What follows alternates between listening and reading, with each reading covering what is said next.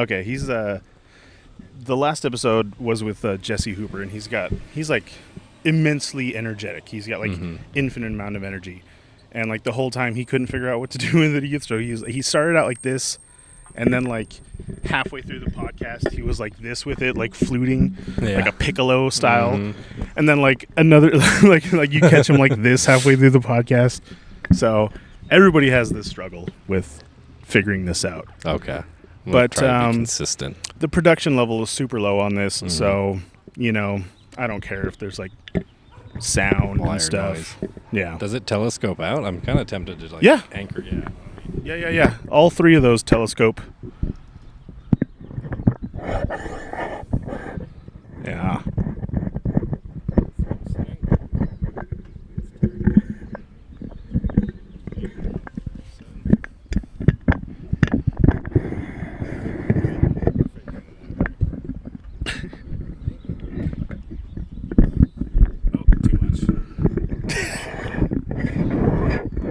Yeah.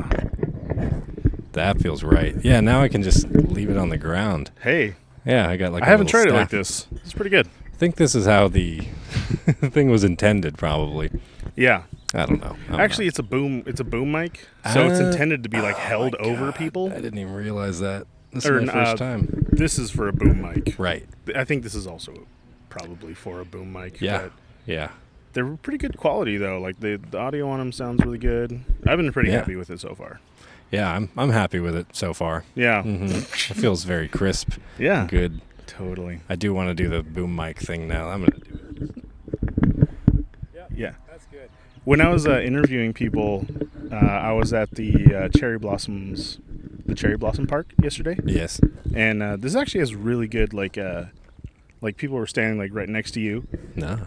And I would like aim my mic at them, and it would pick them up pretty good, like a couple feet away. So. Man, that's beautiful. What a good investment. Better than that 360 camera. So much better. Yeah. So much better. I've gotten so much more enjoyment out of it. I'm super enjoying doing this, like this podcast. It's just been very like I said, it's like for me. It's a lot of it is for me. Yeah. It's like learning how to socialize, learning how to network, and then also doing the networking at the same time because I'm lazy. 3 birds, 1 stone. Yeah, yes, exactly. All right, I'm going to intro the podcast. Go ahead. So I have custom intro music for all my guests. So here's yours. Here we go. All right. I want to see if you can identify it. I suck at this, but okay. I don't know, man. You were doing pretty well with comedians earlier. That's true. So you have a pretty deep knowledge on comedy. I feel like you also have a deep knowledge on jazz. Fairly, yeah. Fairly. Oh, and this one's not very deep. Okay. So surface level jazz. I'm going to nail this. Okay, cool. Yeah. Let's see it. I don't have it.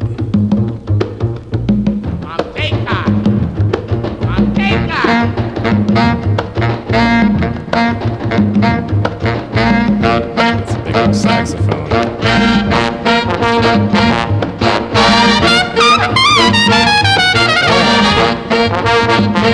It's the hobby show. Where we talk about random shit with funny people. Hell yeah. At interesting locations. So that was a very. They did say the name of it in the song though. Oh, I didn't hear it. He said Manteca. I was going to say Cannonball Adder. I don't know. Yeah, that's the thing, because I mostly just listen to KMHD, our local jazz radio station out of Mount Hood Community College in Gresham, brought to you by listeners like me. And they do have a playlist available online, but for the most part, I just like soak up the vibes. I'm still getting the names down. Alice Coltrane is one I can spot immediately, though, because it's got like the psychedelic harp and everything. John Coltrane, sure. Dave Brubeck, sure. Anybody else? Is there any other names that you want to rattle off, see if you can get it off chance? Herbie Hancock. No. Miles Davis. No. Who else? Charlie Parker. No. Bird. Maybe I didn't get jazz. Maybe it's not jazz. No, that's definitely jazz. Okay. That's sounded jazz. jazzy. Manteca. How do you spell that? Manteca. That's how I would have guessed, yeah. Mm-hmm. I'm gonna have to check that out after this. Okay. Yeah. It's Dizzy Gillespie. Dizzy. Oh, God, I was about to say his name. Which I read that he's the silliest of the jazz musicians. I would believe that. And so that's why I chose a Dizzy Dizzy Gillespie track for the silliest jazz musician I know. Yeah. Thank you. Yeah, this is a Javi show. I am your host, Javi. This is my guest today, Ross Passeck. Ross, tell us where we are and why we're here. We are at Colonel Summers Park. Pretty sure it's Summers. I always forget if it's Summers or Sumners. But Colonel Summers, and we're here at this park because, it's in the first neighborhood. Well, not the first, but the first neighborhood I actually had a home in. The Buckman area. I used to live on 16th and Hawthorne. We're on 17th and Taylor, just about right now. No, 18th and Taylor. And I've spent probably the past 5 years getting blackout drunk at the picnic tables over there. Hey. Yeah. My good friend Adam Posse, because occasionally some skateboard kids or whatever, whoever was chilling at the park until 4 a.m. And I'm now 90 plus days sober, so I wanted to come back here and enjoy the park as a sober person. Congratulations. Yeah. You're taking it back. You're taking the power back. Taking it back. I love it, dude. Yeah. Still here with a hefty brown person, but you can't change everything. Yeah. Yeah. You gotta have consonants. You Yeah. You gotta have things to keep you grounded. I'm just much more comfortable around beards and obesity. This is a beautiful park. Yeah. We chose this spot in front of this beautiful cherry blossom tree. Absolutely. There's a community garden. Is that what that is over there? Community garden? A community garden on the other side on 20th. Hell yeah. I think it's got a 4-year wait list or something crazy like that. Yeah, it's pretty exclusive. But it's fun seeing the people who waited that long and neglect their whole plot.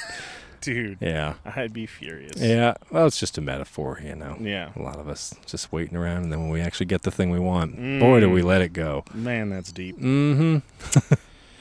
Well, thank you for choosing this spot. It's really nice day. It's a beautiful day. My wife said it was going to tornado.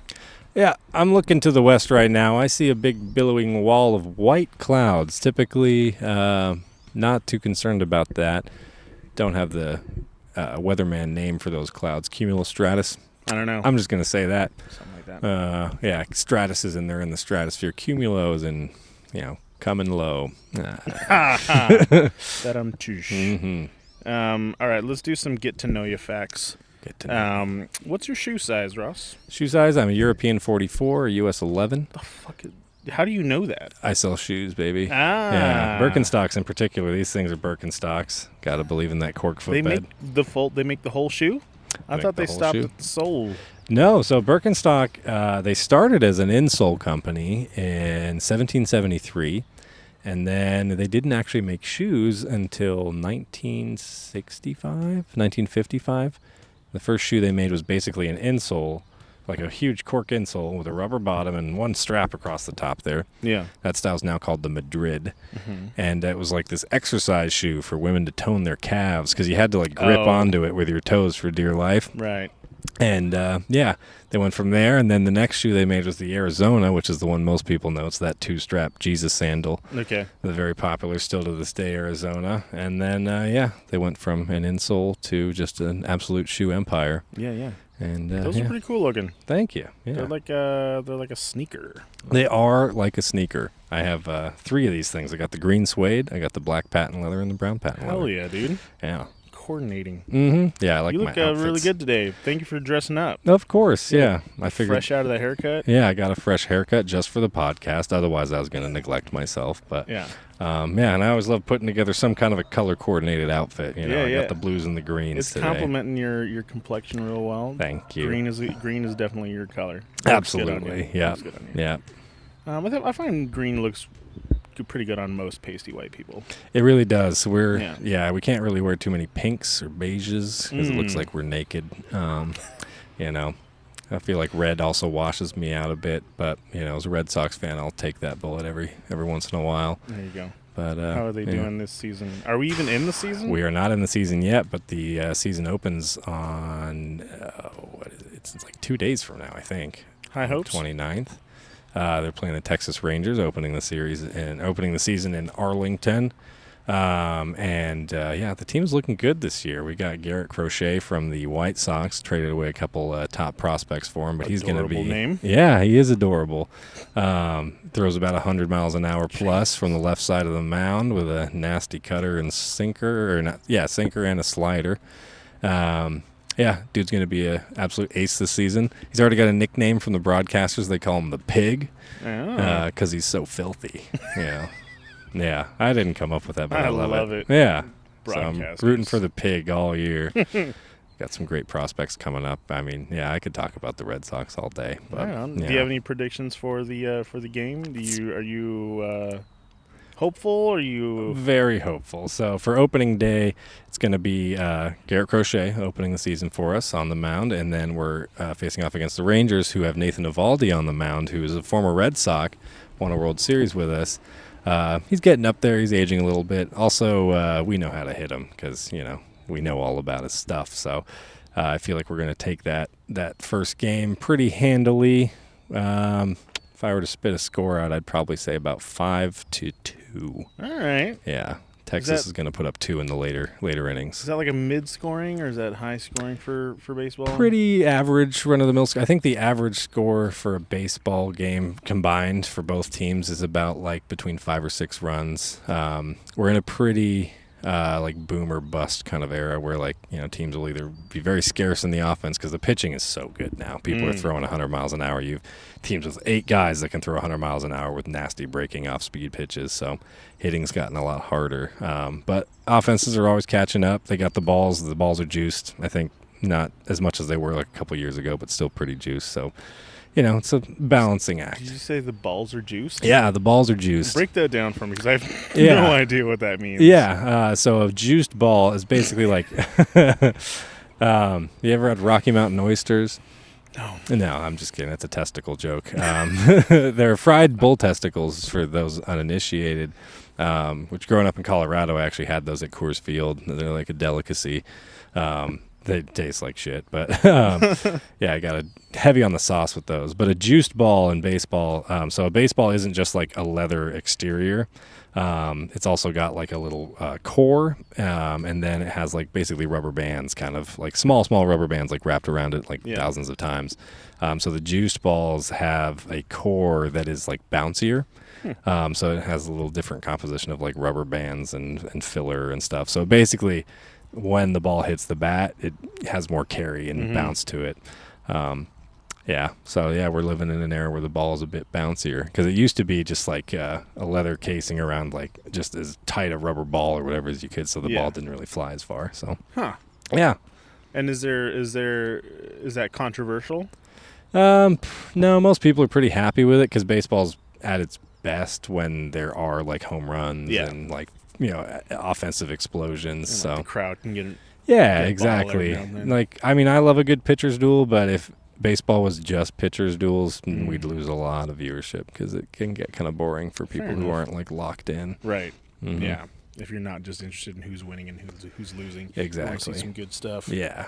Gotta hear the big booms. Right on. I love hearing you talk about this stuff. I'm not a very sportsy person. I enjoy watching it. Yeah. I enjoy like the strategy and watching sports, but as far as like getting invested into the team and like knowing what juiced balls are and stuff, like getting deep into the lingo, I've just never been able to do it. Thank you for deep diving. Happy to enlighten. On that. What's your morning routine look like? Do you have a morning routine? I'm trying to make one, man. I mean, like most of my life, my morning routine has been waking up and dreading getting out of bed. Yeah. It's been in sobriety now, like getting out of bed. It's gotten a little bit easier. I start the morning off. First thing I do, I just get out of bed and I immediately make the bed. Nice. Really sets the tone for the day. You get yourself out of your head just momentarily. I like to make the sheets all like square and perfect, and that's my first kind of like meditation.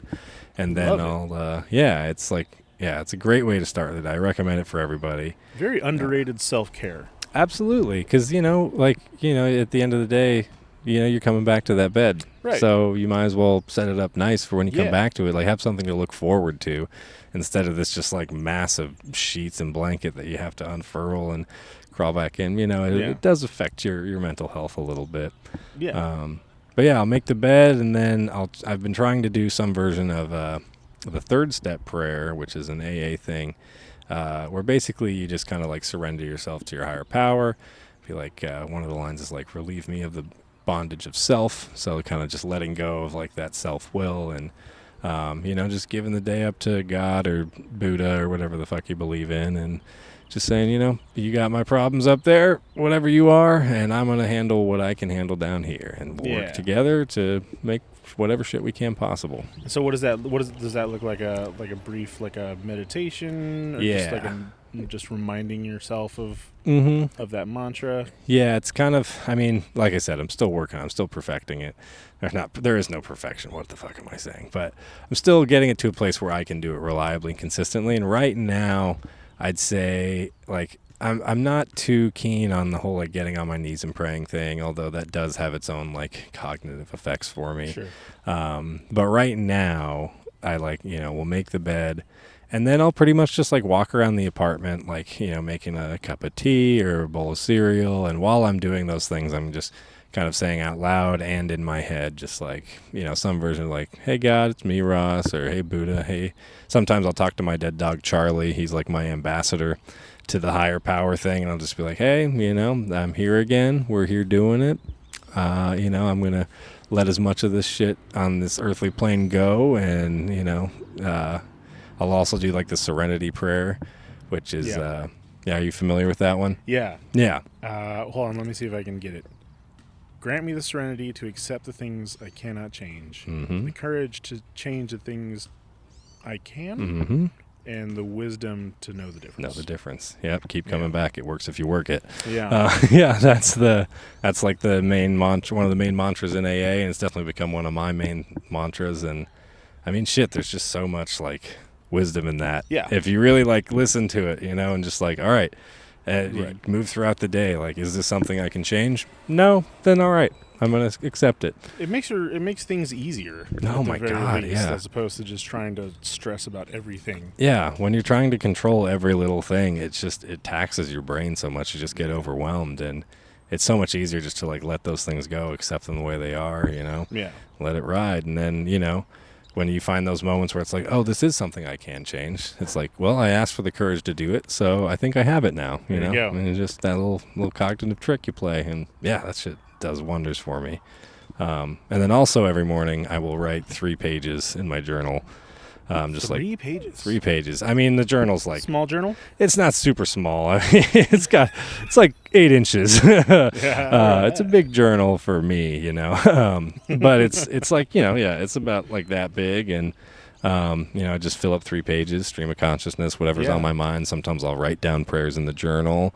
Sometimes I'll talk about my previous day. Sometimes I'll talk about what I want to do this day. Sometimes I'll write jokes. Sometimes I'll write like ideas for sketches or scripts, or, you know, just really just open that part of my morning up for like my brain to play and have fun. I love that. I'm a big fan of journaling, and just writing down my thoughts. That's how I used to study. Is I would like copy my notes, and like just that would help me absorb the information more. So I'm a huge fan of journaling and just constantly reminding myself like what my goals are, and just rewrite them down. Like if you look through this, you'll find my goals on like 12 of the pages there. There's just I'm a huge fan of journaling. That's cool that you do that. 3 pages. I'm a little jealous. I try to get 1 page done, and I feel accomplished. Whatever works, you know. But I think I have a bigger journal, so I think you definitely have a bigger journal. Yeah. Well, your lines are kind of spaced out. They a are little pretty bit, big. You know? Yeah, they are. Damn it. That's the one thing. I might have a small journal, but those lines are tightly packed. I write very large. Oh, and you skip lines too. I skip lines in between. Say, hey, whoa, don't be looking at. We got some stuff coming up. So don't worry about that. Yeah. Oh, yeah. I can't cheat. Yeah, no cheating. Anything else to the morning routine? let's recap. So you wake up, you do your bed, Wake make up, your bed, I do my bed, which I love. I love Yeah. that. I love that. That's the thing. I might start adopting that. Mm-hmm. Oh yeah. My wife and I use 2 different blankets because we just have different sleeping styles. Yep. So that might be a challenge. Like, Well, make it for that. your wife, you know. Like Yeah. it's good to start your day off because also like my girlfriend and I share the same bed, and like it's also part like me helping myself, but also an act of service for her. And you know, it's just you can't start the day off on a better foot than being of service to someone else. Yeah. Even if that someone else might be your future self, you know. Yeah. Massive points too. Massive points. Yeah. I would get major points if I did that. Yeah. Yeah. So get after it. I'm gonna start doing that. Yeah. So you do that. You have some sort of so you surrender yourself. You kind of connect with that higher kind of like power. a little like it's more of a conversation than a prayer, I'd say at this point. But it does work for me most days. And I'll do that while I'm like making, you know, a bowl of cereal or a cup of tea or, you know, even if I'm like late and I'm just rushing out the door, I'm like going to take that time to just like talk to myself while that's happening. And you said sometimes you talk to Charlie? Yeah, sometimes I'll talk to my dead dog Charlie. When was Charlie? Charlie, I got him in February of 2020. Wow. And then the pandemic hit. Yeah. And so we were just locked up together for a while, and then what was it? I think it was November of that year. All of a sudden, like, he was really struggling to walk, and he was like 16 months old when I got him, so he was like just about like 2 when all this stuff started happening, and I was kind of confused because he wasn't moving around as well. It looked like something neurological, and I took him to a bunch of vets around town. They're like, we have no idea. And he just kind of kept getting worse, and eventually I took him to a vet out in Scappoose, like, you know, deep out in the country. And, you know, thank God I went to a country vet, because, like, when I came there, he was like, oh, I know what this is, I'm pretty sure. I've seen 3 cases of it in my, like, 50 years of being a vet, but I'm pretty sure this is something called coonhound syndrome, which is, it's something that typically dogs get from raccoon bites, but they can get it from any contact with a raccoon's saliva. Doesn't have to be any raccoon. Like, you know, if your dog gets bit by a raccoon, it's not guaranteed it's going to happen. It just has to be a raccoon that's carrying it. This infection, I think it's like a parasite, or not a parasite, but like a virus or a bacteria or something. But what it does is it eats away at the myelin sheath on their spinal nerve.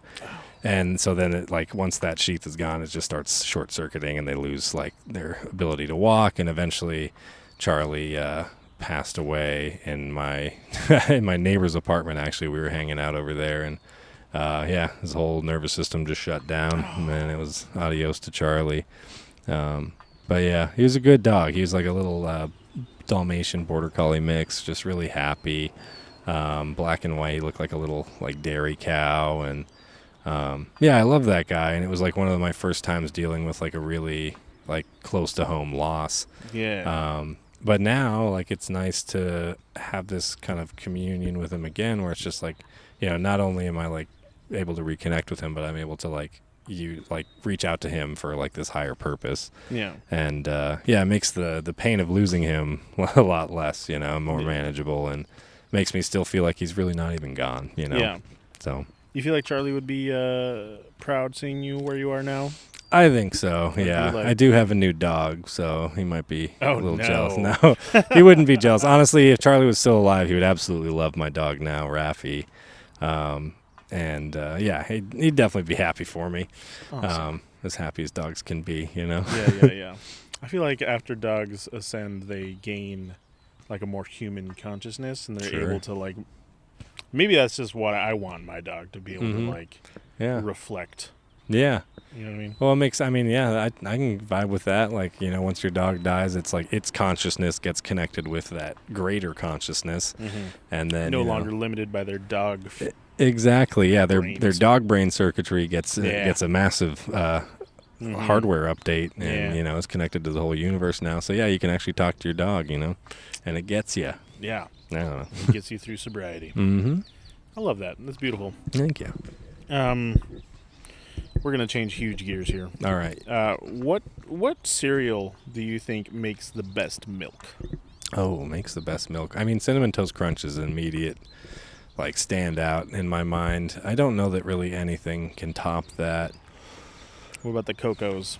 Cocos. The Cocos, like, there's Yeah. Pebbles, there's Puffs. There's Pebbles, there's Puffs. I mean, the Cocoa,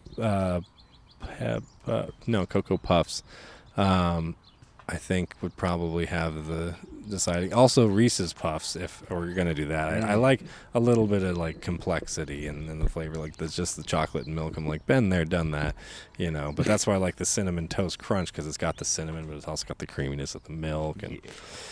Yeah, and I'm not too big on like super, super sweet like berry flavors. I like kind of like the more chocolatey, cinnamony kind of stuff, or peanut buttery for the Reese's Puffs. Yeah, Reese's Puffs and Cinnamon Toast Crunch. Those are my two. That's what you're going with? Mm. You know who I've been fucking with lately is Lucky Charms. Lucky Charms. It has a very specific milk that it creates, because it has like the marshmallow kind of sweetness that comes off of it, but then it also has just the straight up I don't know, is it oats, I guess, that they're made out of? I'm not totally something sure. like that. Yeah. Yeah, something like that. But oats. Yeah. It makes like a mildly sweet milk, but it's like this like weird like bluish greenish yeah, because all the food coloring leaks out of the marshmallows. So I've been fucking with it lately. It's just it's I can vibe with that. Yeah. I do have to say, like, I'm very much opposed to, like, General Mills started putting out those, like, dedicated, like, milks with, like, you know, they sell a milk now that's, like, Cinnamon Toast Crunch milk. Do they? They sell a Lucky Charms one, too. And I think maybe, like, a Frosted Flakes one. Fuck those things. Like, they are... Corn-flavored milk? What is it? Yeah. I mean, it's basically, like, corn syrup and, like, food dye-flavored milk. And it's blasphemous because it's also, like, they missed the point, and like this is just classic like capitalists. They're just like, well, people love the milk, so what if we just bottle that and give it to them? It's like, no, people. Charge I like 3 the times milk. as much for the exactly. amount of milk that you're getting. Exactly, just because they're pumping it full of sugar now. But like the reason I like the cereal milk is because I just had that bowl of cereal. Yeah, and it's like it hits your palate differently, you know. Like it's a whole part of the experience. But like if you just give me the milk, like it's not the same, you know. It's also just taking the soul out of it. It's also like a Pavlovian thing. Like you hit the milk, and then your body is like, cereal done. Yeah. Next thing. It's like a very... Yeah, I'm just salivating now just thinking about drinking out of a bowl. That's one of my favorite things is that like cup full tilt.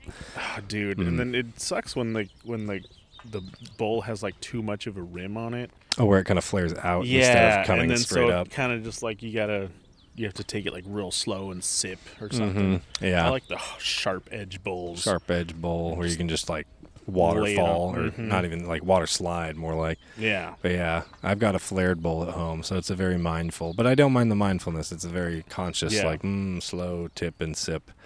And I do get it's like one of those. That. It's like one of those slow feeding bowls for dogs. You know what I mean? Yeah, where they have the obstacles around their food. Yeah. Yeah. Whatever, but you know, you need those sorts of things to pass the time when you're sober. Yeah, or even just connect yourself with the moment. You know, it's not just for people who are sober. You know, I feel like, there's sober from alcohol, but there's also emotional sobriety. That's something we talk about in the program. And man, you can be sober, but you can be totally fucked up. You know, you know what I mean? That's just how it works. But yeah, those little moments where you're drinking from the cereal, nothing's wrong with you in that moment. Yeah. You know, maybe your blood sugar is going to peak a little bit, but... Everything is right with the world in those moments. Yeah. What is your favorite gas station snack? First of all, what's your favorite, like, if you, let's say you're on a road trip or something, and all of the convenience stores are lined up, which is the one you go to? That's a good question. Because I'm thinking of the ones I know. There's like Jackson, 7-Eleven... Plaid Pantry, big local legend. Plaid Pantry. Local legend, Plaid Pantry. I would probably say it'd still go to 7-Eleven. Mostly because, I mean, if you want pizza, they got pizza. They can cook it in a crazy fucking oven in like 3 minutes, and you have a whole pizza for like, I think it's still like $7. That thing will rot your guts from the inside out, but it's honestly like you get like a cup of that ranch, which is just like half as expensive as the pizza, but you get that, put that on the pizza, and it's like it's a full meal for at least a couple of days. That was a big one when I was like in my early 20s and like living on someone's couch or living out of my truck, I just get a 7-Eleven pizza and stretch it out over 3 days. Real quick, just a real quick thing on the ranch. I was looking at the Domino's app, and they have like rewards for stuff. And in the first tier of rewards, there was like cheesy bread, a soda, or a cup of ranch. I was like, how are those all in one tier, dude? Yeah. Cheesy bread and a cup of ranch are the same value to you? I mean, I guess calorie-wise, maybe. But I don't think that's how Domino's does math. Like that.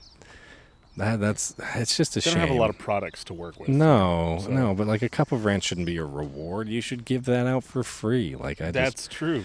Off the top, it's I didn't even question dipping sauce. that part. That's the thing is we're just constantly getting inundated with these things like businesses like now you have to pay for this too. It's like, but you used to give me that in buckets for free. What happened? That's why everything's so expensive. Everything is so expensive, and then they're going to be like, oh, you should also tip our employee that we're paying minimum wage. So yeah, there's your ranch, and then give him an extra 50 cents because he pulled it out of a bag for you.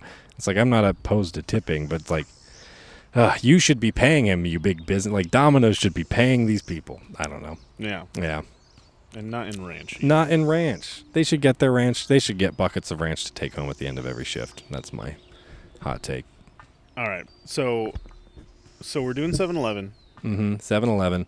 Are we doing pizza? Is that your favorite? No. 7-Eleven? Well, if you're looking for bang for buck, pizza is the move. If you're looking for quick and hot, I've opted for the taquitos or a Big Bite. You really can't go wrong with the Big Bite. The taquitos, though, you really got to hit them at the right time. Because if you go at the wrong time of the day, they're basically just like a stick that I would like throw to my dog. They're just too cooked and like there's no real flavor left in them whatsoever. And they'll also make you sick if you get a bad batch. The Big Bites, less risk there, but you have a pretty reliable like stomach upset that's coming. I don't think I'm familiar with the Big Bites. What is that? It's just a hot dog. Oh, okay. Yeah, but they call them a Big Bite. There's a 1/4-pound Big Bite and a spicy Big Bite. There's even like a cheeseburger Big Bite. I've had them all. I would say spicy Big Bite's probably the superior of all of them. Also, weirdly, the largest. I don't know why the spicy's the biggest, but same. No, I think it might be like 50 cents more. But still, I think you can get like 2 of them for $4 or something. So bang for buck there. But if I'm getting creative, like my when I have money, my purchase at 7-Eleven would be, they used to have these teriyaki beef like jerky bites that were like these little nuggets. They weren't like the beef jerky. Talking about the ring, like the pog looking things? No, they're like kind of like tiny chicken nugget shaped little things, but they're beef jerky. And they had like this 7-Eleven brand like teriyaki jerky bites. Okay. I would get that, and I would get either the Tapatio Doritos or the sweet and spicy chili Doritos. And then I'd usually get like Reese's Sticks and a Take 5. And then I kind of like to have one wild card in the mix as far as like my drinks. I'll either get like a cherry Coke and iced tea. That one I play with. But those 4 things, the Reese's Sticks, the Take 5, the teriyaki jerky, and the spicy Doritos. Man. Yeah, and then I'd eat the jerky bites with the Dorito and just get this whole like textural experience and very dry mouth. Yeah. Yeah. I feel like Anthony Bourdain or something could break that down and be like, this is why all those flavors balance that. This is the perfectly balanced meal right there. Yeah. I like that. You got a great blend of variety. I'm taking you to 7-Eleven next time. Yeah. Might have some like some curated boxes by Passeck here. Yeah. I don't think they have the like little steak bite things anymore, but they do have that same flavor beef jerky, which I'm also, I've also dipped into that, which is also nice too because the beef jerky, it's flat. You can kind of stack it on the chip easier, and it goes in as one. You're blowing my bite. Mind. Right now, dude. Yeah. I've been doing things so wrong. Oh yeah. It's a huge salt bomb though, so you definitely need to. I mean, you should drink water. I never did. I'd just get like a Coke or whatever, and I would eat the whole bag and then eat the Reese's, and then I would drink the thing. But I would like chug it. I would like really just annihilate that thirst. I would get the quench up as much as I could, like get just parched maximum, and then just slam it down with a Coke. When you were a kid, Did your parents give you drinks with your meal, or did they give you drink after your meal? They would do like whiskey at the top and an aperitif after. No, they let's see, like my mom, because I grew up with divorced parents. My mom would usually make dinner, and I would either have like a glass of water, like a glass of ice water, or sometimes a glass of milk. My dad, though, he would sometimes make dinner, but more often than not, we were doing like Hamburger Helper or something, and we would just buy like those 12 packs of like sodas and just have like 3 or 4 of them in the cupboard, like on lock every month, and Gotcha. we'd just pull from one of those and drink that with dinner. Gotcha. Oh God, I was addicted to soda as a kid. It ruined my teeth. I've had, I think I'm at 10 root canals now. Damn. Yeah. That's quite a few. Mm-hmm. Almost all of them. I just got 2 right here, and you can't even tell. But in the front? Mm-hmm, I know. I thought they would have had to cut my tooth off, but they go through the back. Oh. And yeah, this one was actually the most painful one by far, because this tooth on like just to the left of center was like the root was actively dying. It had not died yet. And so it was very inflamed, and the dentist shot me with, I think, like 30 shots of Novocaine. Like, he had to really keep going in there, and then he was finally just like, listen, bub, here's where we're at. Not what you want. Yeah, Not you how don't you want want your dentist to start. your root canal to be like, listen, but okay. So I was like, fuck, this is going sideways. I think he's going to have to pull my tooth out. But he was just like, okay, we got 2 options here. One, we can just let this tooth die. We can come back in like 6 weeks when the root has naturally, decayed and gone dead. Or we can push through the pain right now, get this done. It'll take about an hour.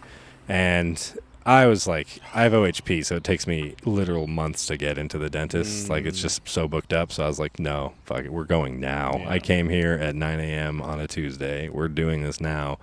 And he was just like, all right, so here's what I'm going to do. And he's like explained the whole thing to me, because he's like, I don't want you to be surprised. This is going to hurt. I'm going to take this auger bit, which is like this drill, like, it's a dentist drill, and it's a fat one because he needs to make a hole. So he's like, I'm going to take this auger bit, go through the back of your tooth. We're going to grind away that tooth so I can get the nerve exposed, and then I'm going to shoot the nerve directly with Novocaine. And what caliber do you shoot a nerve with? This one needed a 50. It was an elephant gun territory of pain.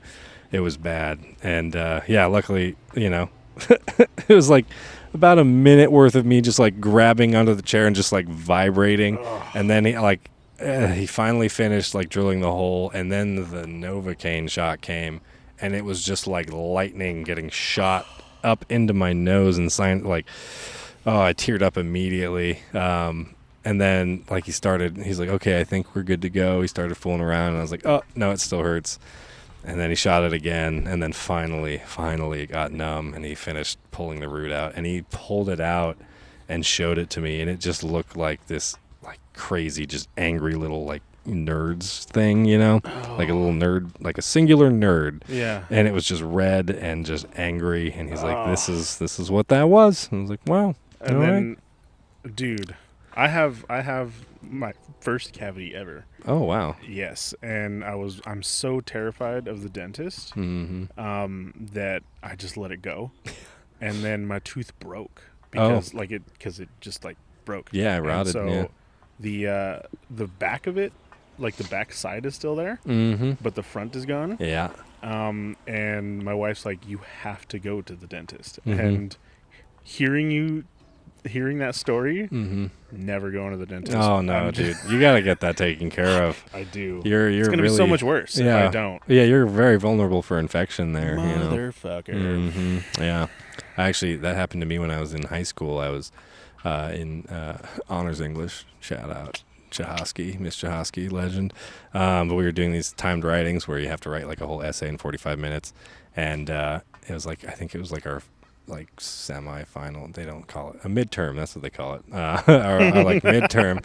I was in the semi-final sophomore year.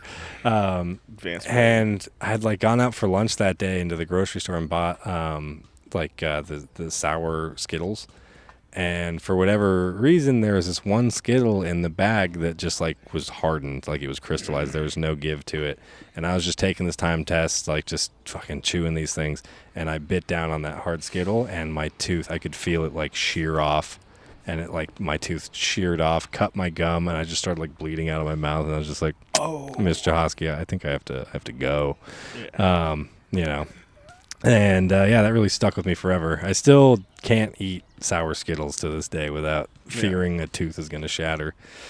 Because that was pretty bad. I'm in a spot now where I'm preferring to eat on one side, and now my fear is like, then now I'm going to get a cavity on that side. That's how it works, brother. That's exactly how it happens. I'm actually missing a tooth on this side because that's how it goes. Yeah. Damn it.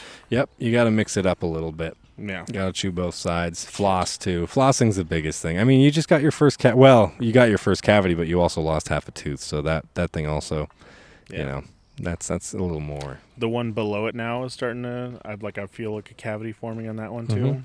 Yeah. Get in there, man. Like, cavities are easy. Cavities are insurance easy right now too. What are you doing? I have no Come clue, on, dude. I'm doing podcasts. Get and over stupid yourself. Shit Make it next time you're like, I should do a podcast. Make a dentist appointment. I have some time coming. So I started it just a couple weeks ago, and then it was like the first week was like 3 episodes in a week, and then this week I just did an episode yesterday at the waterfront in the middle of the first nice day in Portland at the waterfront. Cherry blossom season, baby, yeah. Which was beautiful. Great time. Yeah, I had a great time, but it literally took me like half an hour just to turn on one street as I was looking for parking.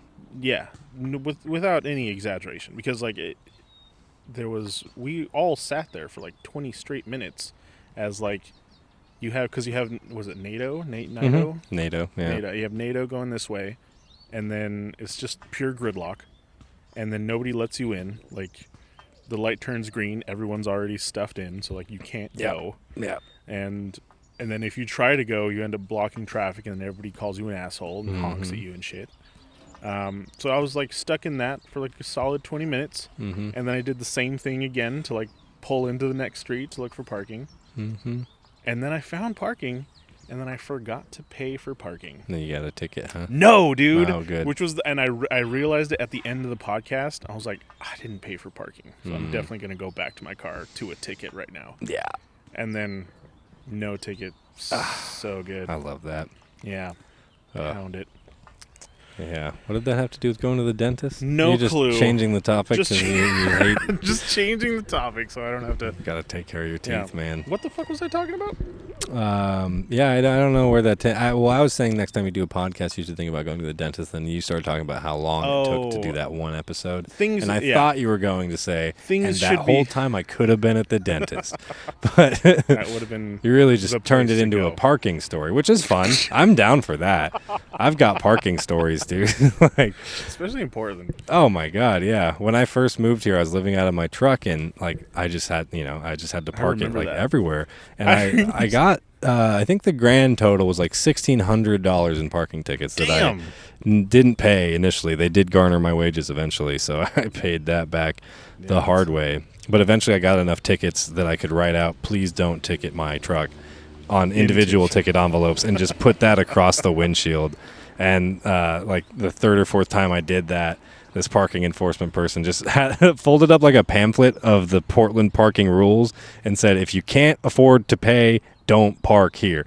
And I was just like, all right, fair enough. That's a very succinct and, effective message here. Yeah. But obviously I understood that, but I just felt entitled to a parking space, Yeah. But you got to pay. You got to pay. I remember those days. I'm sure you also remember those days. Nah, I blacked out. I remember after one open mic being like, bye, Ross. And then I just crawled into the back of my truck. Yeah, exactly. Yeah. And I was and that's when I realized, does Ross live in his truck? Mm-hmm. Yep. Yeah, I had a twin mattress set up in the back of that thing on cinder blocks. And I had all my stuff stored underneath the cinder blocks. and there's like a plywood sheet and then a twin mattress, and yeah, dude. I mean, that's pretty good. It was a pretty sick setup. That's why I kind of hate, like, I don't hate it, but like I don't like to identify as like being homeless, even though I technically didn't have a home. But I had like I was van lifing, you know. Yeah. That's anyone who's living the van life is not homeless. There's like, a bunch of people on Instagram doing exactly that. Right exactly. Now. Yeah. If I had honestly, I should have put that all on the internet. I would have. It would have been very popular. They need a voice like me. It's all these like polished, like, you know, like blonde fitness models out in like, you know, Utah driving around in their it's $40,000 van. And I was just out there in a $2,000 Tacoma with a little camper top and living life, you know. Literally, there's this one dude that I follow. I don't remember his name, but he has like a red, what do you call those? Ranger? He has a little Ranger, and it's got one of those like higher tops, like you know the normal one, and then it's got like another level, bumps up a bit, and he's got that, and he rolls around with he has a pity that he rolls around with. But now that you mention it, he's a very attractive, you know, lad. Yeah, he's got like the striking blue eyes and like perfect wavy hair. Yeah, and he has like he has like a Planet Fitness thing, so like he parks and then he'll go and like showers and he looks like a regular person and stuff. Yeah, what a piece of shit. And he has millions of followers. That's what I'm saying. They needed someone grungy like me. You know, they need to be more relatable people in the van life movement. Yeah. You could go back to it. Yeah, I don't know. The Element? The Element is so fucking solid. Yeah, you can fold the seats down. I mean, these things, Elements, like people really tune them into like full like hotel rooms on wheels sometimes, and yeah, you can like get it so the back seats, you can completely remove them. The front seats, you can buy these like and install these special like swivels so they swivel around, and then like you can set up like a whole mattress. I think you could definitely fit a twin back there, maybe like a full. But yeah, the Element is a quality like. How long have you had this thing? This thing I've had I got it in, is that, yeah, what's up, Chris? How's it going? When did I get it? Oh, I got it in December. Yeah, right before I got sober, yeah. I was just blanking out because we saw Chris Hudson walking by. Was that Chris Hudson? Yeah. I know the name. Yeah. He's a comedian, right? Yeah. What are the odds, you know? Happy universes colliding. Walked right by my Element. I saw Amani yesterday. Which one? They, them, Amani? Oh, yeah. Yeah. They were going down the street on their bike. Oh, and yeah. like 3 blocks away, I was like, is that Amani? Because they're very... You can... Oh, no, I've seen Amani on their bike, too. There's only a few beautiful black people. And last time I saw them, they were definitely standing the whole time. Like, there was not a seat on that bike. I mean, there was one, but they were just... They were standing. Like, really, really pumping it out. Yeah, so they were, like, 9 feet in the air. So that's probably also gave it away. But I was, like, very recognizable. Yeah. I love them. They have so much energy. I wish I could have that much energy. Yeah. Yeah, me too. All right, we're going to do a segment here. So I'm going to teach you a little bit of Spanish.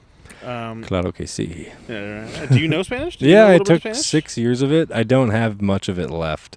Did you? How up are you on the slang? A little less up on that than most thing. I know some homophobic things. Right on. Yeah. We're going to steer clear. Yeah. Okay, so you're familiar with the chancla? Chancla. No, I don't really? remember I thought that would be a gimme. Well, my girlfriend was Mexican, and her dad taught me a lot. In high school, was Mexican, and she still is. But her dad taught me some of that stuff. I know he taught me that one, but I can't remember what that means. So chancla, it means sandal, and it just means the connotation is that you're in trouble and you're going to get. I get the sandal. You're going to get beat by the flip flop. Exactly. Chancla. And then the other word that we're going to talk about is chido. Chido? Chido. So it's like Cheeto, but instead of a dough, it's like a though. So chido. Chido. And that means like very cool, super badass. Chido. And this segment is called Chido or Chancla. Chido. So we're gonna decide. We're gonna talk about this topic, and we're gonna decide whether it's chido, whether it's very cool, or whether it gets the chancla, whether it's super lame, not to be enjoyed. Bueno, estoy listo. And this might be an interesting one for you, just given your relationship with it and your sobriety. Open mic comedy. I'd say, man, it can mostly get the chongla on that one.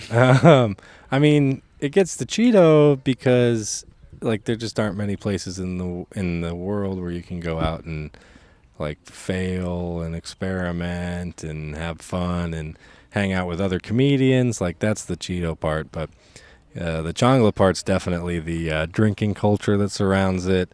The shitty jokes that are always there. And I mean, ultimately, it's something that, like, you know, you want to graduate from to some degree. I mean, you know, most people, like, still do open mics, even regardless of how successful they are, I guess. But, you know, then there's other people who are like, no, I just work on new jokes in, like, smaller gigs or smaller towns or whatever, and then, you know, blah, blah, blah. But we're not there. We're living at the open mics for the most part, so...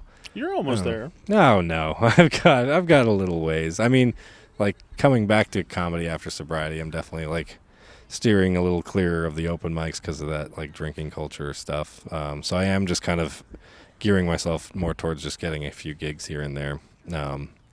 But the fact that you can get some gigs, yeah, I mean, it kind of indicative that you're at that point at least where you don't have to necessarily do open mics where you can get spots and gigs. That's true. That's true. I wasn't going to give myself credit for that, but you're right. I'll give you credit. Yeah. I'll give you credit. Yeah, you know, I've got a pretty mean. I can pretty reliably do 20 minutes, you know, and yeah, that definitely gets you access to that next kind of tier, just above. I'm not by any means trying to say I'm beyond open mics, but that I do have access to that next club level. Yeah. You know. So yeah, for open mics, we'll give it a Cheeto Chongla, a very cool flip flop. Yeah. But yeah, you're getting like beat by Guy Fieri's flip flop. That's what an open mic is. I would have to agree. I find the open mic comedy it's so hit or miss. Like sometimes it's really good and you're like, man, I'm lucky to see this person do this at this level because, you know, there could be a chance that they're going to be doing it at the next level, and so it's cool to like see those people in the early stages of their craft. And then there's also those people that like are.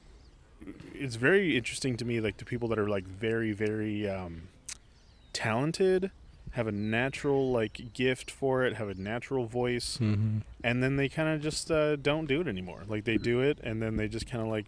You know, like, man, whatever, I get a good job. I don't really need this. You know, this is just kind of a hobby. So, for me, it's a little bit of a chancla because, I don't know, it's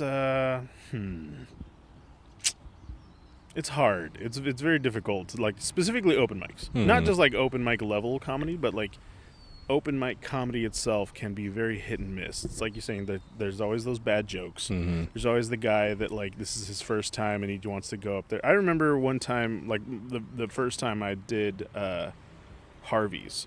There was this incredibly drunk man who just went up there and just started like just being very vulgar. He was just like talking about his penis and just like, just like not even making jokes, just being very vulgar. Yeah. And I was just like, man, this is terrible. Yeah. And that was like one of the first impressions of open mic comedy.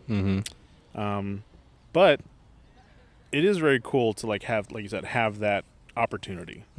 Yeah. And every once in a while too, there's sometimes where someone like actually figures out a joke for the first time in the room and you're there watching it and it's like, whoa, that's a new thing. That's a fresh new bit this guy's got or you got, or, you know, it's, that part of it is very fun. The discovery part. Yeah. But yeah, the like heinous old guy talking about his dick isn't always the most fun. I mean, then you get to a point too where you can start to like laugh about those things and really Like, I mean, you're doomed if you go into an open mic with high expectations. So it's kind of fun just to like accept things for how they are. That's a good point. Yeah. One of my favorite memories is at Dante's, which in my experience is always fun. Like, it's very rarely good, but it's always fun. Mm-hmm. And there was this guy who went up there, and he's just doing, his like MAGA kind of like thing, and I don't know, just being very like, you can tell he has little opinions of people. Yeah. And like in the middle of it, a comedian just like lifts his leg and he rips a massive fart. Oh yeah. Just like in the middle of the dead silence in this dude's set. And I was just like, yes, this is why. This is beautiful. Why. Yeah, right? Yeah. Like, perfect. That's Cheeto. Mm-hmm. Yeah. So you're not doing open mics right now? Not right now. Yeah. When you start doing them again, how will you find them? Do you have favorites that you will go back to, or are you gonna? I mean, I always loved the Firkin mic, although that place was just talk about drinking. I would stay there till bar closed and just drive home all shit. Yeah. So definitely, gonna break that habit. But the Firkin open mic was always one of my favorites because it was always such a weird room. Like, it was hard to get people to laugh in there. Sometimes though, like towards the end of the mic, it like packs out with like the loyal people that have stuck around all night, and you can get a pretty positive crowd. But that's just like the challenge of that room, and it's also just a great hang. Like, you get to see a lot of people. Man, what were some other ones? Man, I miss High Dive. High Dive's not with us anymore, but the bar is, I guess, but that mic isn't. Oh, really? Yeah. I didn't know that. Yeah, rest in peace, High Dive Mike. He in Albany's. Love that guy, but yeah, he's not doing that anymore. Jesus, why am I struggling to remember? There's an open mic at Rainy Days that Hartenfeld did, and that place is gone. There's the Helium open mic. That's also on Tuesday with the Firkin one. Midnight mic. That one's a little harder for people to get on. Yeah, I mean, your odds of getting on there as an open mic comedian are like 1 in 200. It feels like. Yeah. But like, they do have this system there where they kind of like rotate through people. It's just about like signing up every week. And, it's also like the sheer volume that they must get. Like, there's no way they could. Mm-hmm. Plus, if you like work at the club, you're practically guaranteed a spot as long as you hit them up beforehand, or even sometimes if you just show up like a little before. And so like, realistically, the list is 26 people. I'd say probably like at least half of those spots are already spoken for by the time you're signing up. So, and there's like probably 100 people that sign up. So there's like 10 to 13 open spots. It's like, you're doing the math. It's not going to get everybody up every week, but they just got that belly room opened up, so hopefully that'll change things. But yeah, and then I guess like the midnight mic at Funhouse. Man, I'm just which is also not running right Is it now. not? Oh, I don't know. I might be wrong about that. I know that it stopped for a second because they were doing renovations, but that was again. Huh. That was probably. That was. I know they were doing renovations a little while ago, but they may be done then. I think they're done. Cool. And I think it is. I'm not 100% sure. I'm not either. But yeah, I mean, either way, like basically, I just hit the ground running and just check. Like, I think Laughs PDX is still a thing. I imagine good because that website's awesome. And then also just talk to my friends who are still doing open mics and be like, which ones do you recommend? Or which ones are new. I think it's good to check out new mics. I remember I'd never done the Ambassador Lounge mic, and then I was like, I should check this out. And for a while, before I got sober, that was one I would try to visit with regularity because it's definitely a more challenging spot. Pretty fun place. Colin Maddox is a crazy host, and it's fun to talk shit to him. Dude, I like Colin Maddox. Ambassador Lounge, is that the It's on Sandy. Crystal Ball? Yeah, it's got a disco disco ball mic. There you go. And Disco ball mic. If you're bombing or whatever, you can say disco ball mic, and everyone says it back. Yeah. Yeah. That's a fun one. But I've done that one once. Oh yeah. And I've been wanting to go back ever since. Yeah, you got to get back up there. It's a good time. They got great food too. Yeah. Yeah. Do you know any of them? Do you know any mics that are not at bars? No. I would only go to the mics at bars, pretty much. I'm trying to think.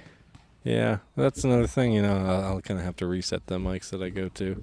Have you? I know that you haven't in a while, but have you ever done like mics that were not in bars? Do you remember the difference between those and the bar mics? Because I feel like there is a difference. Yeah. Why can't I think? Oh, well, I guess technically you could get a drink there, but there's Lolo Pass. That place is now gone too. Geez, Portland's really turning things over lately. Yeah. But that was like a hostel, and you were basically performing in the lobby. Definitely a different vibe there. But comedy and drinking go hand in hand because it's like if the audience is a little drunk, they're more likely to loosen their inhibitions and laugh and come together as a cohesive thing instead of like sober in like a parking lot. We did those during the pandemic. Yeah. Yeah. Also, there's like a business side of it of like typically business owners explore things like open mics so that they can sell drinks and food and stuff like that, not just because they love comedy. So although there certainly is people that own businesses and they're like I'd like to have a comedy night or something. I can't remember what it's called.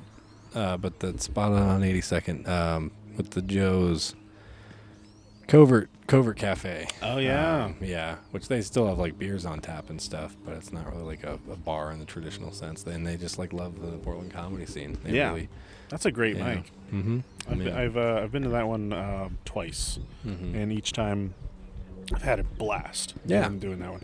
And the thing I like about it is the build of the room, because it's very, like, low ceiling. Yeah. Not a whole lot of intimate distraction. Yeah. You can probably only fit, like, 30 people in there max, but yeah, that was one of the last shows I did before I got sober, and it was a very fun time. And again, because like the owners and employees there are so stoked on comedy, like they're paying attention, they're laughing through your whole set, so that's a good place for it. Yeah. All right. Let's see here. Do you have a favorite moment on stage? The one that sticks out to you? Recently, or like more recently, I guess, was this last time I did Portland's Funniest Person at Helium. I was telling this joke about my cars being stolen, and one of the cars I had stolen was a Prius, and like I was, telling the story about how it was stolen by drug addicts, and they were like shooting otter pops and heroin, and like and like I kind of like dig at them, and like more often than not the audience kind of pulls back, and I'm like, hey, you guys have way too much sympathy for these assholes that stole my car. Hello, little doggy. And the audience had that reaction, and I like came after them and was like, why do you have so much sympathy for them? Like, they stole my Prius, I love that thing. And I said Prius, and someone in the audience was audibly like, aw. Awesome. And I like caught that in the moment, was like, oh my god, that is like the most Portland reaction to someone stealing a Prius. It's just like, well, he was trying to save the planet, poor guy. And yeah, that's definitely one of my favorite recent ones. The lady at the open mic or at the comedy show that goes, aw. Get him. There's a few. I did an open mic, and one of the comedians went up there, and they said how she gets depressed sometimes when she wakes up and she looks at like who's sleeping next to her. And then I went up there and I said, if you think that's depressing, you should wake up and realize that there's nobody sleeping next to you. That's also depressing. And then like somebody went, aw, and I was like, no, ha ha ha is the proper reaction here. Aw. Yeah. No, I still want to go, aw, because you didn't get your laugh. Aw. I got the laugh after I made fun of her awing. Oh, good. But get her. But yeah, that was I like the lady that goes aw at the comedy show. It's so nice because it's sympathetic. People hate on them, but they're really like, I mean, I don't know. I guess it's a little pity. People don't often like that, but I think it's a sweet thing at the end of the day. If you don't laugh, then it becomes an aw. Yeah. If you would have laughed, it wouldn't have been sad. I mean, it's still powerful. You're still listening at a response, an emotional response from somebody. Yeah. Comedy's got a range. But yeah, it's fun to take that all and flip it. That's what I liked about it. Direction. Yeah. Yeah. What's your biggest bomb? Oh God, I remember it very vividly. Really? Yeah. Where? It was, I can't remember the place, like the name of the place, but it was like this old church downtown. Ooh. Or no, it's an old performing arts center. I think it's like the Youth Performing Arts Center or something. Were you around when Eddie Sue was out here? No. So Eddie Sue, he was this Taiwanese comic, and he was around town for a couple of years. Always wanted to fuck me. Yeah. Once he heard I was gay, he was like, "Ross, how big is your dick? Ross, are you horny?" Like every time I would see him, he'd like just ask me very invasive and weird questions. But nonetheless, I love how gay men are not any less creepy than oh no, straight they're men. creepier. That's the thing. But they get such a pass in this town, especially. No, Because of who they're hitting on. Because of other who they're hitting on. creepy-ass dudes. Yeah, it's like I toe the line. I don't know, bisexual, queer, whatever the hell you want to call me. I'm kind of, not trying to step on anyone's toes, but I've met plenty of gay men that are like, want it? You got it. Like, which good for them. I'm happy they can live, an unfiltered lifestyle out here. But Eddie was definitely burgeoning on the like, this is a little inappropriate, don't you think, bud? Like, can we reel it back just a little bit? But which I'm sure he thought was hilarious, and therefore I would, and then double down on it. Well, he did do like this weird, not weird, well, whatever. He did this whole like illustration of Portland comedy and drew like caricatures of everyone in Portland comedy, and it was this really divisive thing because some people were not on that drawing, and I was one of the people who was not on it, and yeah, it was very much like him drawing a line around like, these are the people I think are doing comedy, and Gotcha. I don't know. Anyway.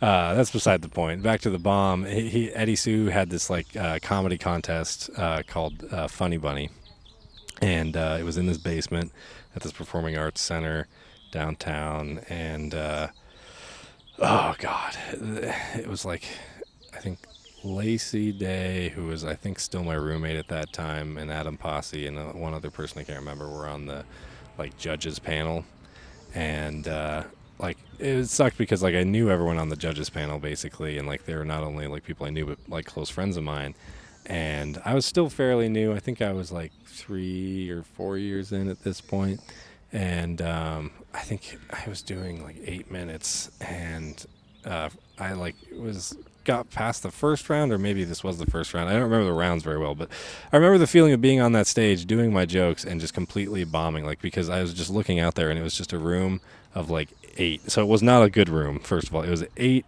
elderly people, just all with white hair, just like looking up at me like, we don't get what you're about, what man. What were they even doing there? They were there to watch a comedy contest in the basement of a children's performance theater. And, that's their thing. I'm not going to judge them for it. But, they came there expecting more than I brought them, I guess. And, yeah, I totally bombed. I like started having like the flop sweats in the middle of my set. Oh. And, just got really nervous, stuttered through the rest of my jokes. And then like I walked off stage knowing that I was not, like that was bad, and took a lap around the block basically just screaming like, fuck me, fuck me, like, and which is okay to do in Portland because people do that in the streets out here. Yeah. And I was just screaming like fuck at the top of my lungs, just walking around like, what a fucking idiot, what a fucking moron, fuck me. What was it about your act that they... It was like when I first started out, I had this habit of like writing jokes about like the most painful and traumatic moments of my life, and I would kind of roll those out artfully. So I'd just be like, this happened to me. And then people would be like, what the fuck? Why are you telling us this? And then I would try to like have some stupid pun off of this horrific story. And it didn't justify, like, why would you tell us that painful thing for that cheap laugh? Like, and I was, I don't blame them. This is all I have. That's all I had at that point. And I don't blame them at all. Like, I guarantee you that those were bad jokes. That was a bad set. But yeah, I definitely learned from that a little bit. And like, if you're going to, unload on people like that, it better have a good payoff. So yeah. Yeah, not their fault they didn't laugh. It was definitely on me. But dude, that is one of the hardest things to like look out and see. Yeah, is just like a bunch of white-haired old people at the show. Yeah, and you're like, there's no way this is gonna go the way I want. Man, they are not gonna relate to me. I was like 23 at that time too, so it was just yeah. didn't have really good grandparents really, so it was just like they were like my proxy grandparents, and they were just disappointed in me, and I was just like, I'll never get that love from old people. That sounds rough, dude. Yeah, it was rough, but I bounced back from that. Yeah, comedy is about accepting failure. And then how soon after that did you go out and you're like, I got to shake that off? I think I don't think there were any other mics that night, but I definitely went out to a mic the next day or two. You can't dwell on that, It's just one bad night, It's going to be plenty of those down the line.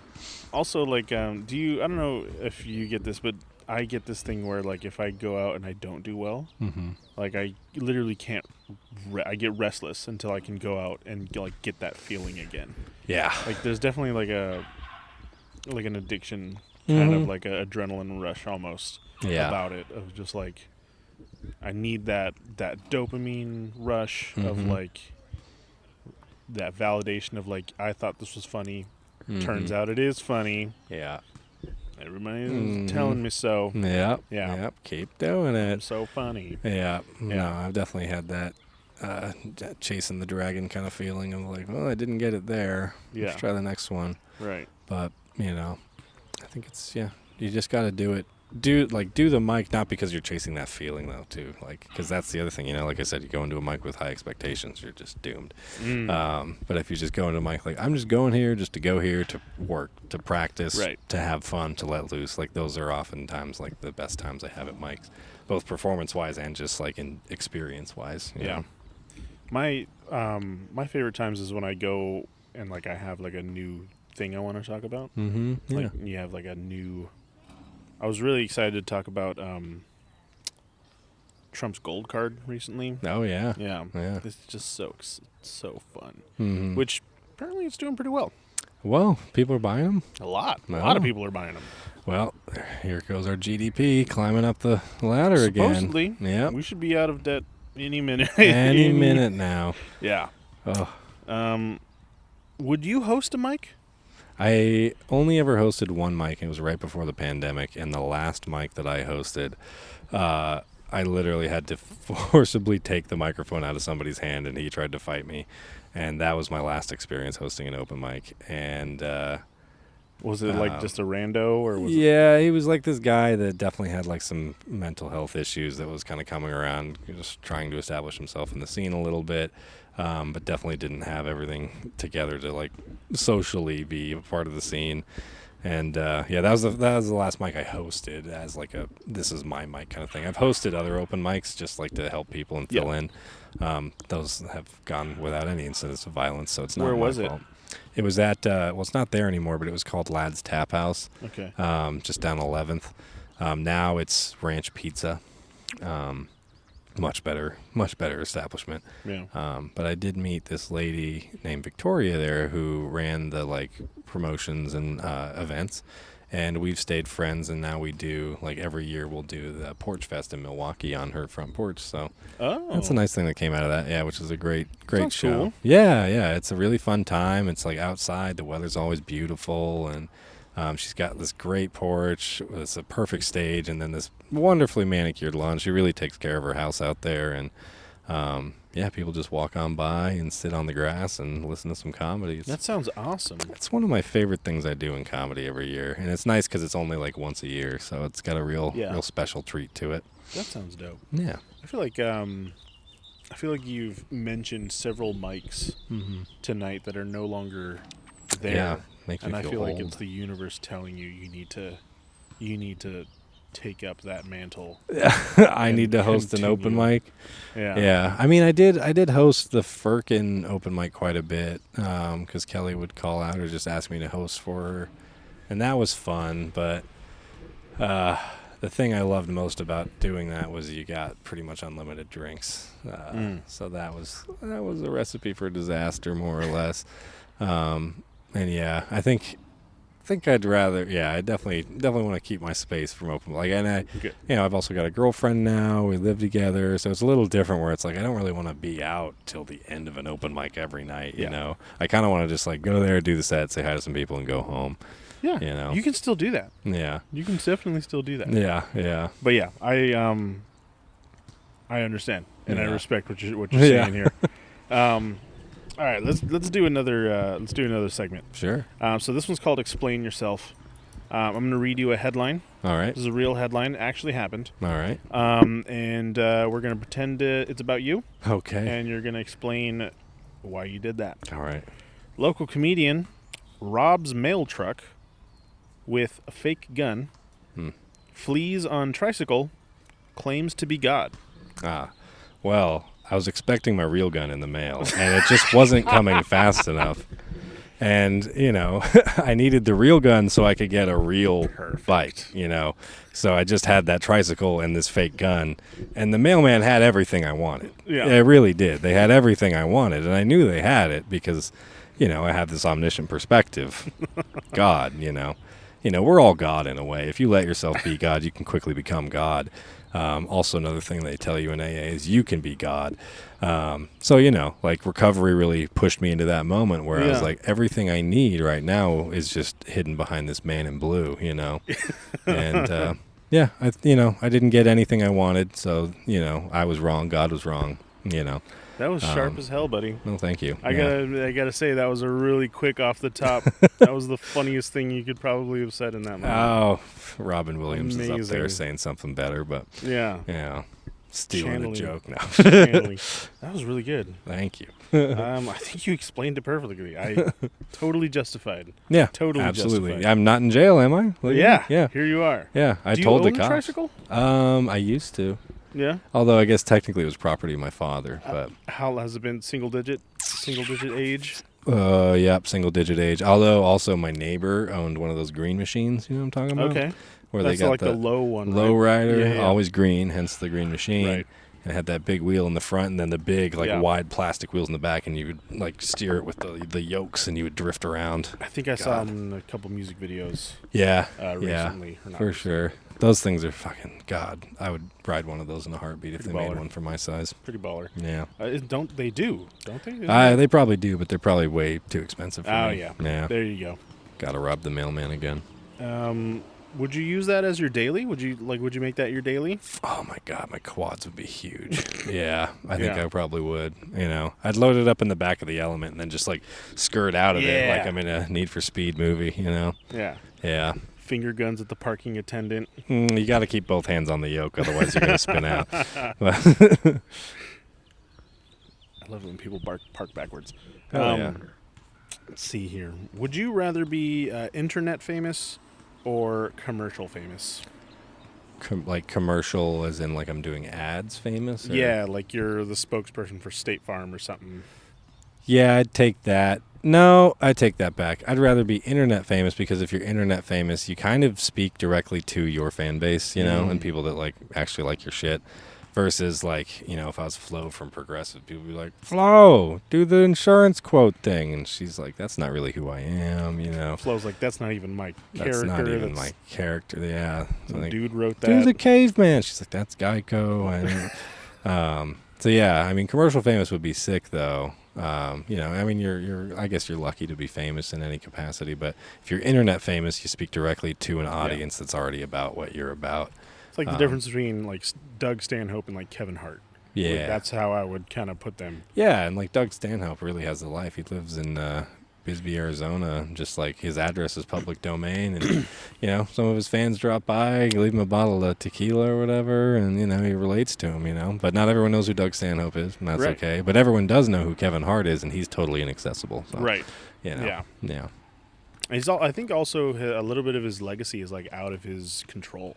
Oh, absolutely. Also, yeah. Whereas, I guess that's true for everybody. But But I feel like Doug has a little bit more control because it's not out. Because he's also not constantly putting himself out there feeding this media machine like Kevin Hart is. No dig against either of them, but Kevin Hart is what movie is Kevin Hart in this year? He's probably been in 20 movies since he's got a whole universe that he's built up. He could go toe to toe with Marvel. I'm surprised he's not in Marvel, honestly.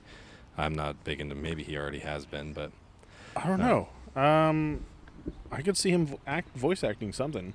Yeah. Seth Green is in Marvel, so Robot Chicken Guy. Yeah. He's Scotty. He's voicing the hell's his name? The Duck. The Duck. Yeah. I don't know Marvel that well. I didn't know there was a duck. Yeah. There's some sort of duck. So remember when they had Endgame, I think was the big one. Yeah. And then there's this scene where like all of the Marvel characters are like on scene running. Yeah. And there's like a duck. I can't remember what the significance of I can't remember his name. But yeah, he's like coming around more. He's like in movies now. Yeah. Used to be just like a background character. He's got a voice now. Seth Green. Yeah. So I could see him. Hmm. He was in Borderlands, right? I didn't see Borderlands. I heard it was garbage. That's what I heard. Yeah. I was kind of bummed. I like that game a lot, but I'm also kind of passively boycotting Jack Black since the whole Tenacious D breakup thing. Man, wasn't that cheap as hell? You know, fuck Jack Black for selling out his best friend like that. And then that's really the worst part of it is he clearly just did it for like media purposes. Absolutely. Because like 2 days later he was like, "No, we're all good again." It's like clearly like you didn't give a shit and you just did that to like. But also he's like a Disney star right now. Yeah, exactly. He had to be in a Minecraft movie, so he can't actually back up his friend in his right to free speech.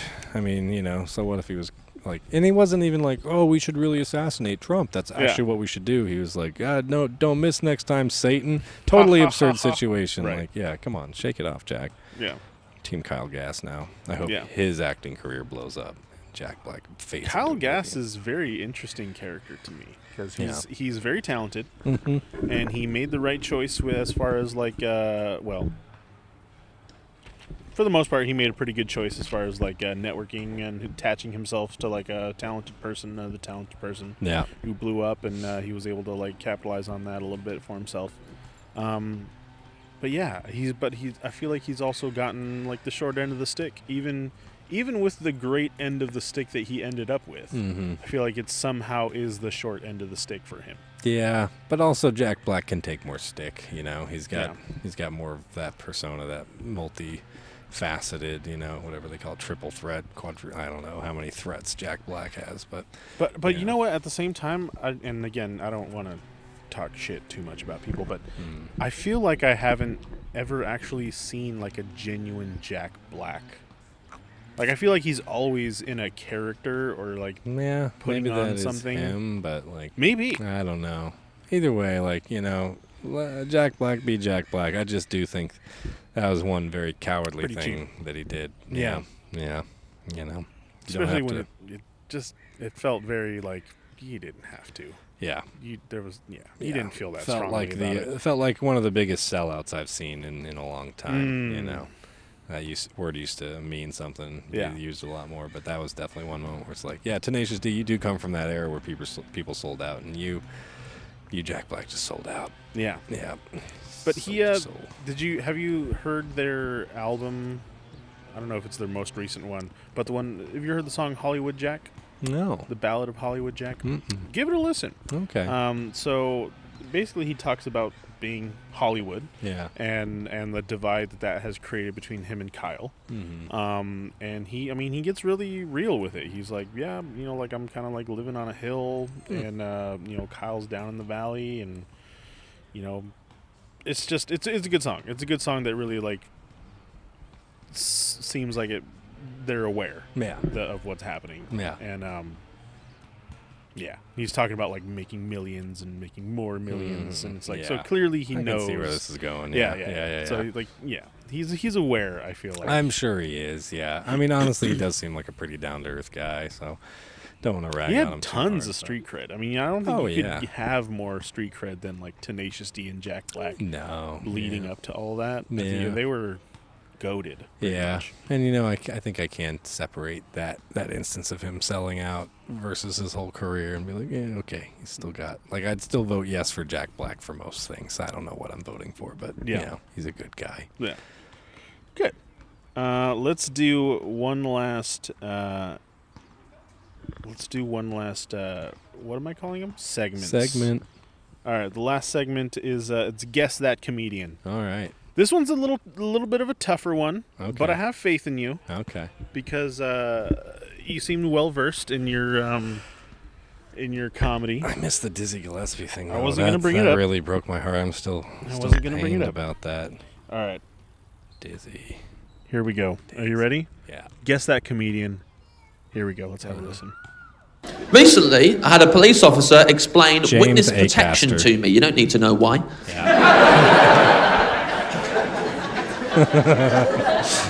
He said, James, when someone goes into witness protection, he or she is given a new identity, then he or she is relocated, and he or she spends the rest of their life under government protection. I like the way he put it.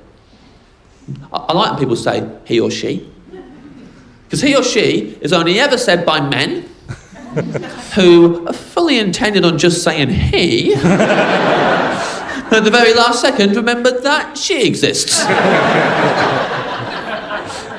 So it's always said he or she.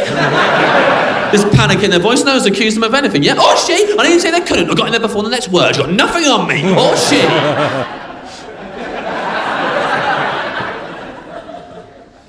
Women never say he or she. Women use a different word. Men don't even know this word. It's confusing and disorientating to men. Women say, and I hope I'm pronouncing this right, they.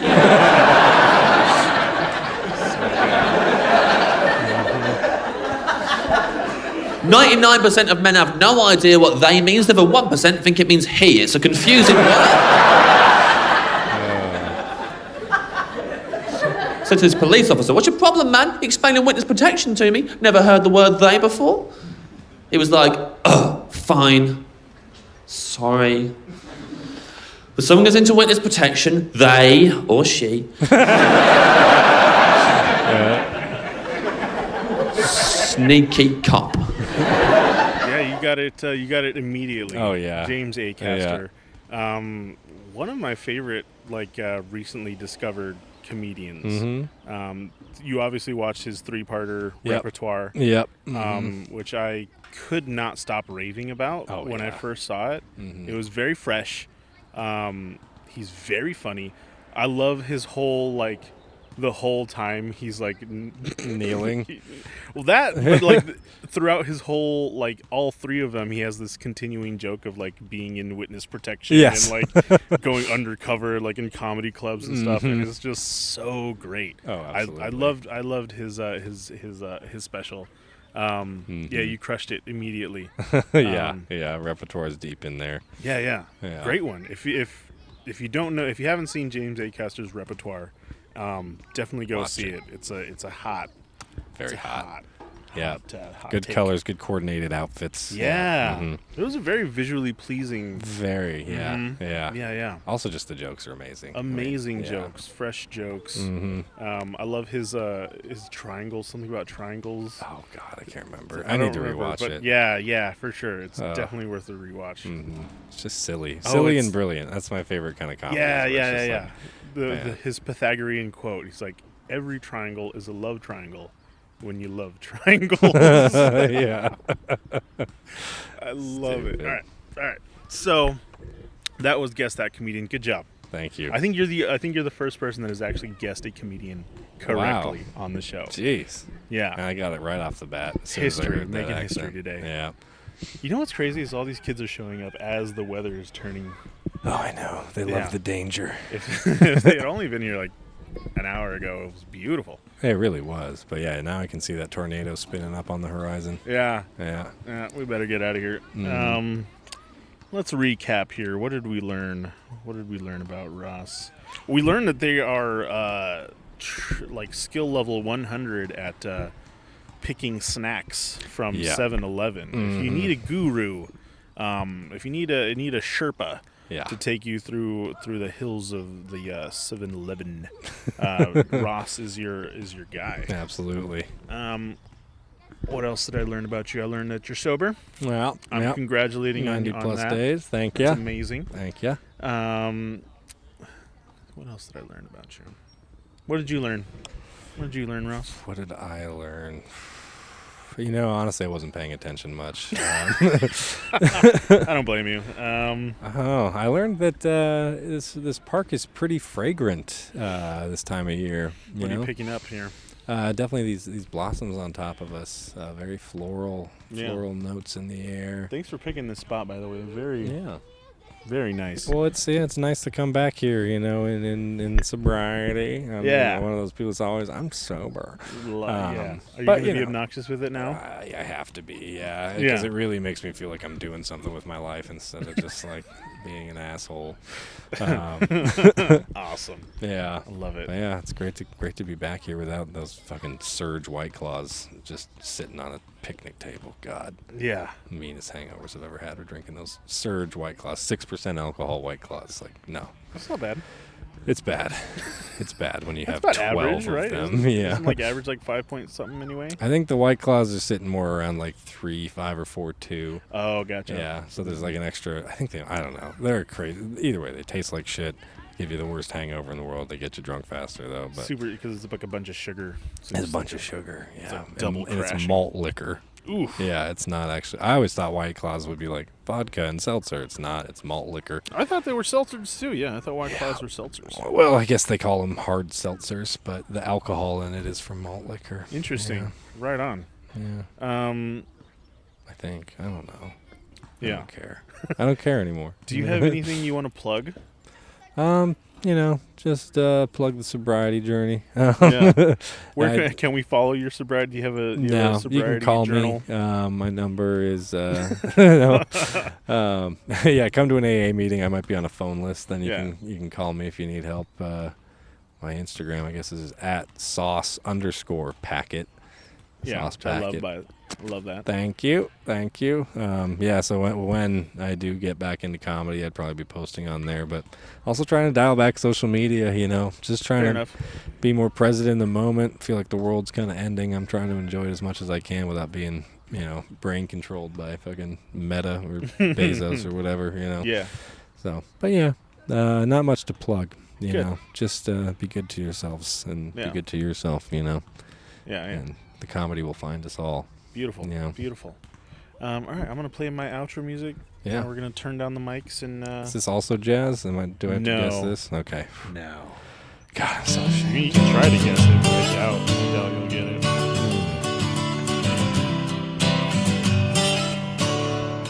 All right, that's it. Thanks for watching, guys. Hobby show. Ross Passeck.